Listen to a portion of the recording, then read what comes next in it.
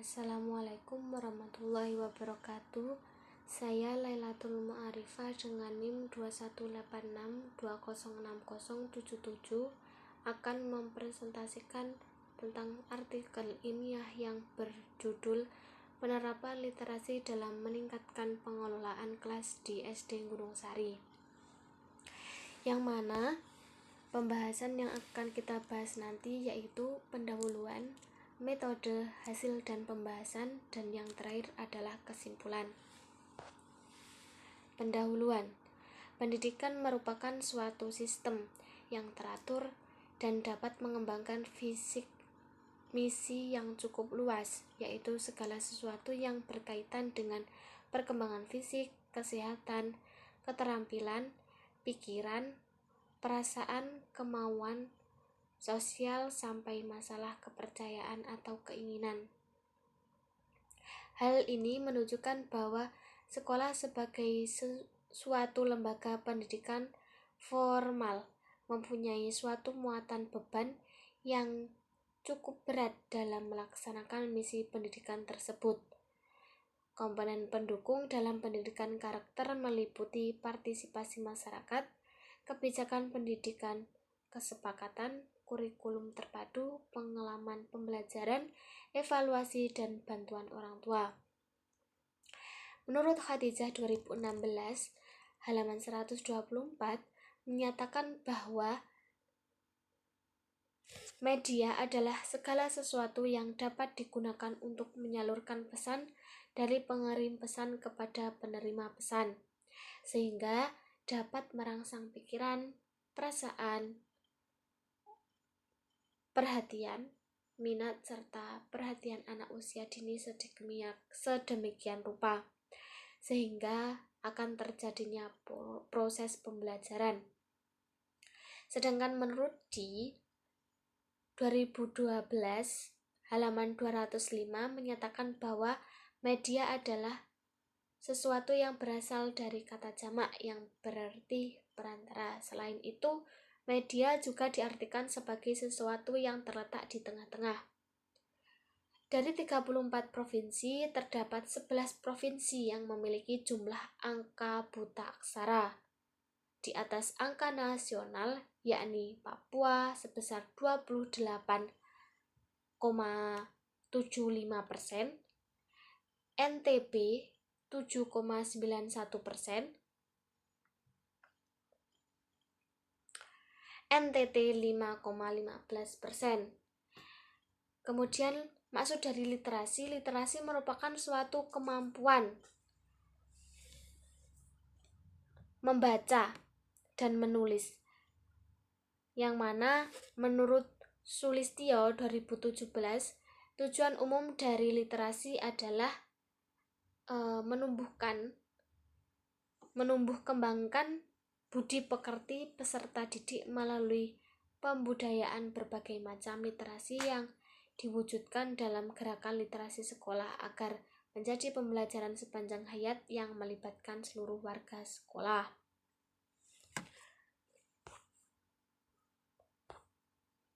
Kemudian metode yang kita gunakan. Yang pertama yaitu jenis penelitian. Penelitian ini menggunakan metode deskriptif, yaitu studi kasus. Menurut Sujana dan Ibrahim 1989 halaman 65 mengatakan bahwa penelitian deskriptif adalah suatu metode penelitian yang berusaha mendeskripsikan suatu gejala, peristiwa, kejadian yang terjadi pada saat ini. Penelitian ini bertujuan untuk mendeskripsikan pentingnya pendekatan literasi untuk meningkatkan kemampuan di dalam belajar siswa dalam proses pengelolaan kelas. Kemudian tempat dan waktu penelitian. Penelitian ini dilakukan di wilayah Desa Gunung Sari, tepatnya di SD Gunung Sari. Dilakukan penelitian pada tempat ini adalah adanya permasalahan yang dialami siswa terhadap kurangnya kemampuan anak dalam berpikir, memudahkannya tempat penelitian yang akan dilakukan, dan terjalinnya komunikasi dengan baik antara pewawancara dengan narasumber dalam meminta izin. Kemudian yaitu subjek dan objek dalam penelitian ini adalah subjek terhadap penelitian ini yaitu kepada kepala sekolah, guru, wali kelas, atau sebagai tenaga kerja. Subjek dalam penelitian ini adalah kepala sekolah sebagai narasumber. Objek dalam penelitian ini adalah hakikat pengelolaan kelas, permasalahan yang dialami dalam pengelolaan kelas, dan sarana prasarana yang digunakan. Kemudian teknik pengumpulan data. Teknik pengumpulan data ini menggunakan metode observasi dan wawancara. Disampaikan kepada kepala sekolah SD Gunung Sari bahwa pengamatan ini diambil dari pelaksanaan observasi, yang mana dalam penelitian ini menyuguhkan tentang masalah yang dialami siswa dalam kemampuan literasi. Kemudian analisis data. Penelitian ini menggunakan analisis deskriptif, yaitu pengumpulan data. Penelitian ini menggunakan analisis data deskriptif, yaitu pengumpulan data, penyajian data, dan kesimpulan penelitian. Kemudian hasil dan pembahasan. Definisi pengelolaan kelas. Pengelolaan kelas merupakan suatu keterampilan yang harus dimiliki oleh guru selama menjalani pendidikan maupun latihan. Menurut Weber 1995 dan Compers 1995 menjelaskan bahwa pengelolaan kelas lebih mengarah pada seperangkat perilaku yang kompleks, di mana guru menata dan memelihara kondisi kelas yang akan memampukan para siswa mencapai tujuan pembelajaran secara efisien. Basar 2011 menyimpulkan bahwa manajemen kelas dapat dibagi menjadi 5 bidang. Yang pertama, pengelolaan lingkungan fisik, kedua, pengelolaan waktu, ketiga, pengelolaan perilaku siswa, 4, pengelolaan hubungan dan komunikasi, dan yang kelima adalah manajemen kurikulum. Tujuan diadakannya pengelolaan kelas menurut Doyle adalah mendorong dan membangun kemandirian siswa untuk melalui proses menyebarluaskan prestasi dan perilaku siswa yang bersifat positif untuk menciptakan sebuah prestasi di dalam akademiknya yang berkaitan dengan konsep sekolah dan manajemen kelas. Kemudian, hambatan atau kendala yang dialami dalam pengelolaan kelas. Setiap guru itu memiliki karakter yang berbeda-beda. Begitu juga dalam proses pengelolaan kelas. Seperti yang dialami di SD Gunung Sari ini, banyaknya guru yang sudah berusia lanjut, sehingga kemampuannya masih banyak yang kurang. Walaupun demikian, narasumber 1 yang mana sebagai kepala sekolah di SD tersebut akan selalu membantu dan berusaha untuk mencari solusi dari faktor siswa. Kebanyakan siswa di SD tersebut adalah berasal dari keluarga yang sederhana, dan juga kehidupan yang masih berada di pedesaan membuat kemampuan anak masih di bawah standar, sehingga diperlukan pengelolaan yang intensif dalam hal dan kemampuan, juga dalam IQ-nya. Pernah juga sekolah itu mengadakan tes dalam kemampuan IQ-nya, dan yang mana menghasilkan atau hasilnya belum begitu maksimal.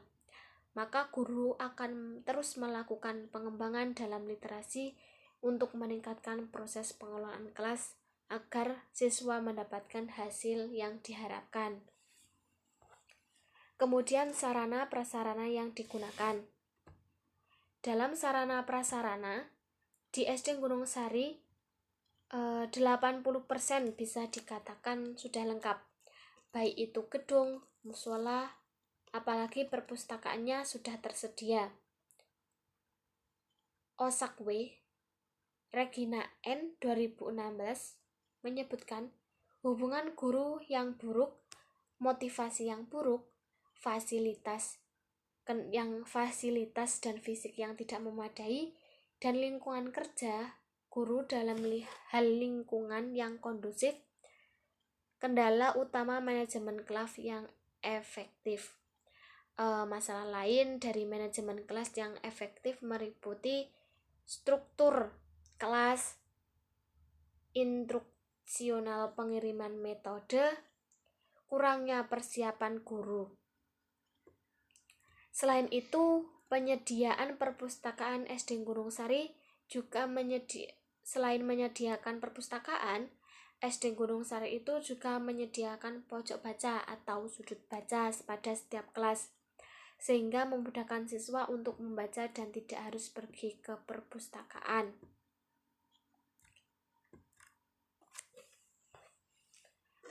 Dari penerapan tersebut, maka hasil yang didapat yaitu adanya pengolahan kelas terhadap pengembangan literasi, yaitu meningkatnya atau adanya perubahan walaupun belum begitu signifikan.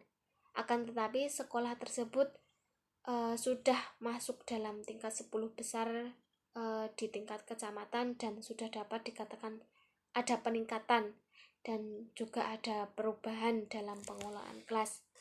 Dengan hal itu, SD Gunung Sari tidak begitu ketinggalan jauh dengan SD-SD yang lain, walaupun bisa dikatakan SD tersebut berada di daerah pelosok. Jika nantinya dalam penerapan ini tidak berjalan seperti yang diharapkan, maka akan dilakukan peninjauan ulang dan evaluasi. Juga mengadakan musyawarah bersama para guru, orang tua siswa untuk memberikan masukan dalam melakukan pembelajaran di rumah. Dan untuk yang belum terdapat pojok kelas, secepatnya mungkin para guru akan menyediakan pojok belajar tersebut, sehingga tingkat minat baca siswa akan semakin meningkat.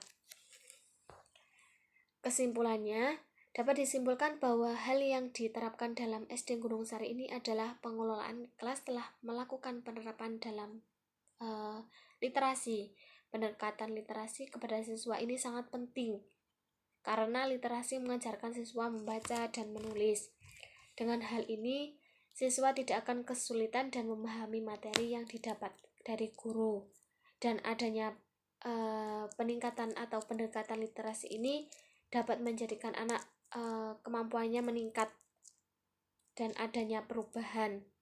Mode yang digunakan dalam penerapan literasi ini adalah yaitu yang utama dengan menyediakan perpustakaan, menyediakan pojok baca di setiap sudut ruang kelas, melakukan les atau bimbingan belajar kepada siswa di luar jam sekolah, menambah jam belajar siswa jika ada siswa yang membutuhkan perhatian khusus oleh guru.